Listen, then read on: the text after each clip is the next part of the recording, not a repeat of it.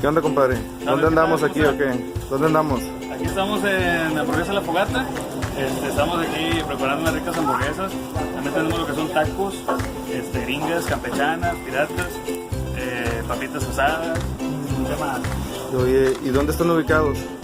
Estamos ubicados aquí en la colonia Magnolias, en la mera entrada sobre Avenida Pinos, atrás del Esmar Frenos. Oye, ¿y cuántos años tienes ya trabajando tu negocio? Pues ya tenemos aproximadamente 7 años.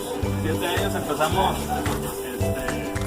pues ahora sí que de ceros, con una parrillita, 2 mesas, y pues aquí echándole con todo el gusto, esperando a que vengan aquí y nos visiten. Oye, ¿y cuál es tu mejor platillo? ¿Qué recomiendas a la raza venir a probar?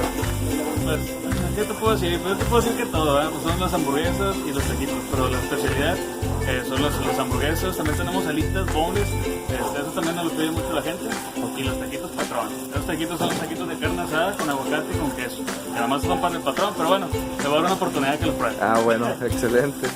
Oye, entonces, ¿qué? ¿Invitas a la raza a que los pruebe o no vas a vender aquí tu negocio? Ah, claro que sí, el día que quieran venir, estamos aquí a partir de las 6:30 de la tarde hasta las 12. Y lo que es viernes y sábado le damos hasta la 1, pero esa raza que ande media trasnochada y que cena más tarde, el día que gusten venir, a partir de martes hasta el domingo. Y con todo gusto, cuando gusten. Ok. Muchas gracias, sí. Pues un saludo aquí a todos los del blog de los tacos. Muchas gracias por haber venido y pues vamos a darle el día que gusten venir y los atenderemos con todo gusto. Pues sí, muchas gracias y pues ahora nada más toca degustar, a ver si es cierto. Ya está, te los pruebas a ver qué tal. Ok. Para que le digas a la raza que están buenos. Claro que sí, gracias.